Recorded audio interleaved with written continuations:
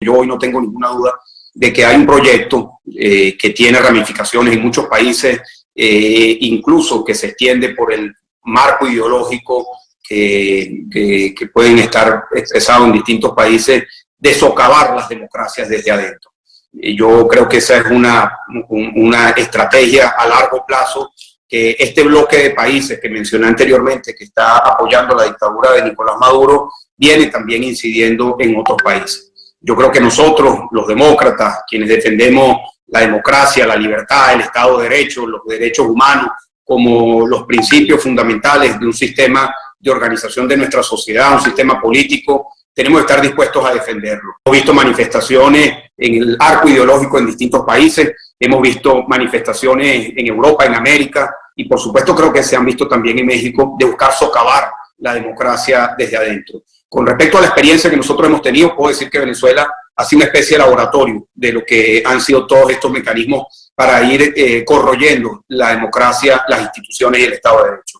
El primer episodio de esta tragedia comenzó hace muchos años. Fue en el año, hace ya 20 años, cuando se convocó una asamblea constituyente con la promesa de que a través de una nueva constitución se iba a reformar las instituciones del Estado, la estructura del Estado, la relación del Estado con la sociedad, y que eso iba a ser la fórmula mágica para superar la pobreza, generar igualdad y prosperidad y progreso para los venezolanos. La oferta era una oferta atractiva, una oferta que logró la atención mayoritaria de los venezolanos y el apoyo mayoritario de los venezolanos.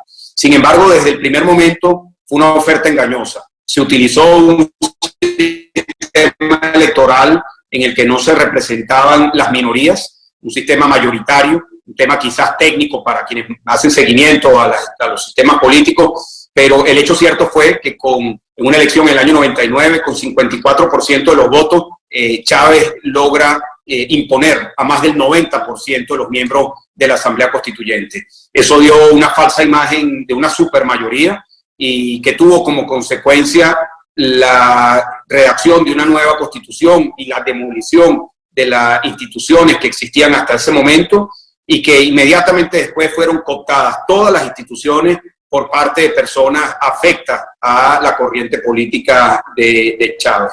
Eso evidentemente fue una semilla que se sembró y luego ha venido desarrollándose, y hoy en día lo que estamos cosechando es precisamente ese desmantelamiento del Estado de Derecho y de las instituciones que vivimos. Luego, el proceso ha sido un proceso progresivo, que durante muchos momentos dentro de Venezuela y analistas fuera de Venezuela siempre decían: no, eso no va a pasar en Venezuela, no exageren lo que está ocurriendo en Venezuela. Cada vez que había una manifestación de autoritarismo o de socavar el Estado de Derecho o de manipulación de las instituciones, siempre se minimizaba el impacto que eso tenía dentro de la película grande. Y ese proceso que se fue desarrollando poco a poco, paso a paso, en el que comenzaron con algunas expropiaciones pequeñas, algunas empresas, algunas tierras, terminó por expropiando decenas de miles de negocios en Venezuela, decenas de miles de negocios que van desde negocios muy pequeños, abastos, empresas pequeñas, medianas y hasta grandes empresas y medios de comunicación. Luego el proceso de cooptación de los medios de comunicación comenzó con amenazas, luego con expropiación de medios y luego con la compra de medios a través de testaferros de personas de la dictadura. Hoy en día el espectro comunicacional de la televisión, de la prensa y de la radio está totalmente controlado por la dictadura. Luego las libertades se fueron asfixiando una a una. Y como decía Bernard Shaw en uno de sus poemas, decía que primero vinieron por los cristianos, luego primero vinieron por los judíos, luego vinieron por los comerciantes, y cuando vinieron por los cristianos volteé y no había nadie. Bueno, la realidad es que ha habido una represión selectiva y progresiva y que ha afectado a toda la estructura de la sociedad venezolana. Hoy esto no es un problema político, ni de los políticos, tiene origen político, pero la consecuencia le ha llegado a todos los venezolanos. Y si yo les podría decir algo sobre lo que hay que tenerle atención, es a este proceso de ir desmoronando, de ir desmontando el Estado de Derecho, de ir relativizando las instituciones democráticas y de ir buscando excusas para que se perpetúen en el poder quienes están en el poder. Y eso es una amenaza que le hemos visto en América Latina, en distintas manifestaciones. Ha sido la tragedia de mucha de la historia política en América Latina, el buscar perpetuarse en el poder. En el caso venezolano, esa fue la marca del fin, o de lo que era un proceso que podía renovarse a través de elecciones libres, y lamentablemente hoy ese proceso de que se expresen los venezolanos a través de elecciones libres también está cooptado por la dictadura. Quizá hoy en día analistas no miran, no ponen la mirada tan largo hacia atrás, pero yo creo que ese fue el origen de todo este proceso y no lo podemos perder de vista. Sobre todo porque esta idea de una constituyente ha sido una fórmula mágica que se ha vendido en otros países y que puede venir con unas píldoras de cianuro para envenenar todo el proceso político y por supuesto para minar las instituciones democráticas. Luego, yo creo que otro momento clave que nosotros tuvimos fue en el año 2013, cuando ganamos las elecciones y allí no hubo una respuesta de defender esas elecciones con la gente en la calle. Evidentemente, fui a la cárcel por creer en la protesta. Yo creo en la protesta, yo creo en la organización de la ciudadanía, creo en el ejercicio pleno de nuestros derechos y la protesta está consagrada en nuestra Constitución. En aquel momento ganamos la elección, fue la elección de Enrique Capriles como candidato contra Nicolás Maduro, pero allí no se supo defender adecuadamente la victoria que obtuvimos. Y un tercer episodio, desde mi punto de vista, han sido la manera como hemos entrado en los procesos de negociación. Quizás de allí, bueno, como todo, desde el retrovisor las cosas a veces se ven más claras que desde el parabrisas, pero viéndolo hacia atrás, quizás planteamos unos procesos de negociación demasiado ambiciosos y que no nos permitieron llegar a una ruta que permitiera transitar hacia unas elecciones libres. Los empresarios venezolanos han estado bajo ataque y bajo asedio, esa es la verdad. Venezuela tiene una particularidad que es una economía petrolera, como ustedes lo saben. Lamentablemente este periodo autoritario coincidió con el mayor boom de precios petroleros de la historia. Entre el año 2004 y el año 2014 hubo mayor ingreso fiscal en términos reales de lo que hubo entre el año 1922 y el año 2000. Es decir, en los primeros 80 años entró menos dinero por la factura petrolera que en esos 10 años entre el 2004 y el 2014, por un aumento, como ustedes recordarán, de $15 el barril a $150 el barril.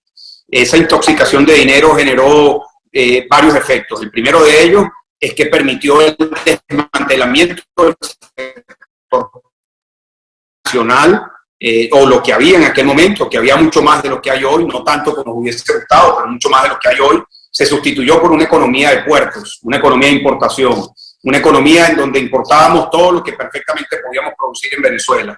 Y eso, por supuesto, fue disminuyendo y quitando el espacio al sector productivo nacional.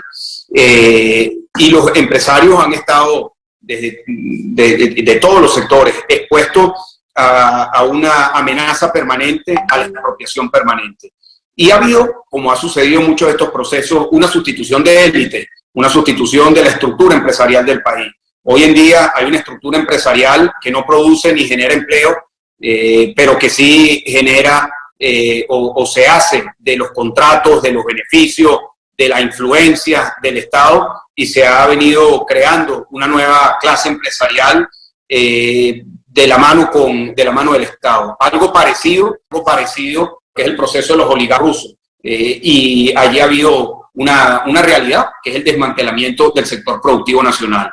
Yo creo que es muy importante que el sector empresarial, y sé que en México ustedes tienen un sector empresarial no solamente muy consolidado, sino muy bien articulado, que tengan plena conciencia del contrapeso que tienen que hacerle, que se tiene que hacer al poder político, en el buen sentido de la palabra. Y en el caso venezolano hubo una línea estratégica, yo creo que muy influenciada por Cuba, de desmoronar al sector privado nacional, precisamente para que no fuese un contrapeso al poder político en Venezuela.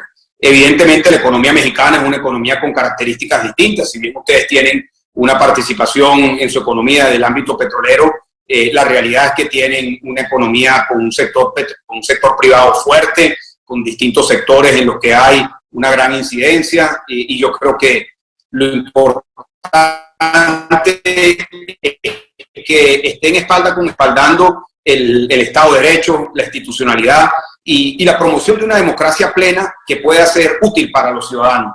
Yo creo que hemos cometido un error, los demócratas, en los últimos 50 años, de hablar de la democracia solo desde la perspectiva de la mecánica de la democracia, de los temas asociados a las elecciones, al Estado de Derecho, a la autonomía de las instituciones y los poderes públicos, y dejar a un lado la utilidad de la democracia. La utilidad de la democracia tiene que manifestarse en el bienestar de los ciudadanos, y en eso el sector privado, a través de muchos mecanismos que tienen, debe estar siempre consciente que estos temas de desigualdad, los temas de la creación de conflictos de clase, de conflictos entre unos y otros, siempre son utilizados por estos movimientos que buscan cooptar el poder para incluso poner al sector empresarial en una posición de debilidad.